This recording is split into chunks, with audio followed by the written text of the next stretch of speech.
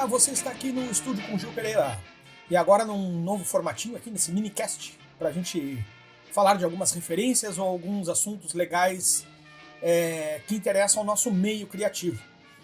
Eu, normalmente, quando eu estou iniciando uma aula sobre tipografia, né, uma aula sobre como que são desenhados os tipos, as fontes que a gente usa no computador, eu sempre começo com uma indagação ao pessoal sobre como que a gente chegou nessa forma de linguagem escrita, né? Como que a gente foi evoluindo da linguagem oral para até chegar nessa linguagem escrita, né? De ter letras.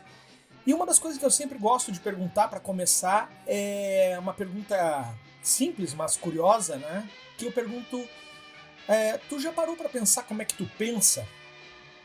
E aí sempre surge essa cara de espanto que provavelmente tu fez agora, né? Tu já te pegou pensando? Tu já te notou pensando?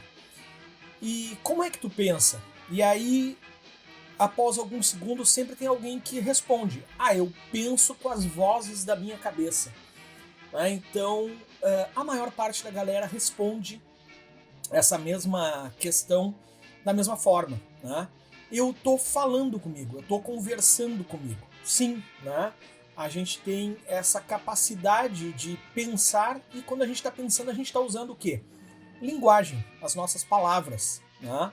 E para me referir a esse processo em que a gente passou da oralidade, ou seja, de contar histórias faladas até chegar numa história em que hoje a gente pode ler, eu vou recorrer a um filósofo que se chama Wittgenstein.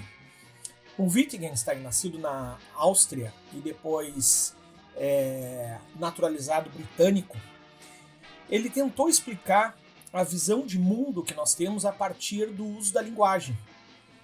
O quanto que a gente consegue ou não expressar o caos do mundo ou as casualidades do mundo a partir da forma que a gente consegue descrever ou usar a linguagem para descrever o mundo.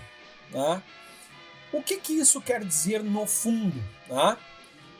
A gente consegue pensar, a gente consegue filosofar, a gente consegue pensar o nosso mundo ou tentar representar o mundo ou tentar explicar o mundo a partir do nosso pensamento. E o nosso pensamento, como eu falei no comecinho ali, tem a ver com a linguagem. A gente só consegue pensar a partir de uma forma de linguagem, seja ela oral, né, palavras ou imagens que a gente conhece.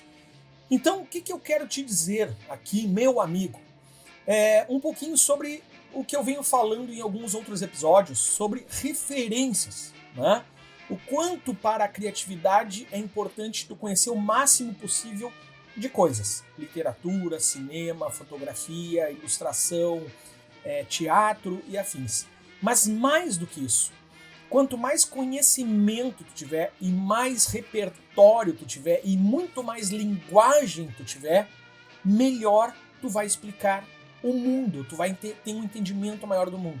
O que nos leva também a uma questão cultural. Quanto mais cultura nós conhecermos, menos preconceitos e estereótipos nós teremos. Por quê? Porque a gente vai ter um entendimento melhor do mundo e das relações das pessoas com o mundo e com as suas culturas. Ou seja, meu amigo, tu tá limitado ao que tu conhece. Tu tá limitado ao que tu domina de repertório. Tu tá limitado à tua linguagem. Ou seja, o teu pensamento não consegue ultrapassar o quanto tu tem de linguagem. Tu estás completamente limitado pela tua linguagem. Por quê? Porque tu não consegue extrapolar o pensamento além do que tu consegue expressar. E tu só consegue expressar o que tu conhece. Bacana também a gente pensar o quanto a gente está limitado muitas vezes pelos filtros que nós colocamos na nossa vida. Muitas vezes o próprio olhar filosófico que a gente tem, muitas vezes a gente acaba se apoiando em muletas sociais, por exemplo, como a política, a economia ou a religião, para tentar explicar o mundo.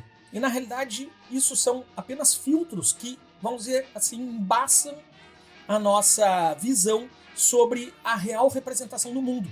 Por quê? Porque a gente está tendo a linguagem passada por um filtro que tenta explicar um mundo que não é possível explicar porque o pensamento não alcança, ou como o próprio Wittgenstein diria sobre o que tu não consegue falar, se tu não consegue entender plenamente, não deve ser falado, ou como ele diria, sobre aquilo que não se pode falar, deve-se calar.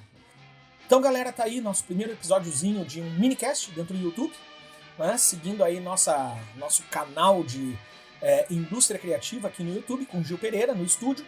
Não te esquece de seguir esse canal e também, possivelmente, aí faz um comentário aí sobre o que tu achou sobre esse assunto, se isso mexeu com a tua cabeça, se tu vai correr um pouco mais atrás, um pouquinho mais de cultura e linguagem. Falou!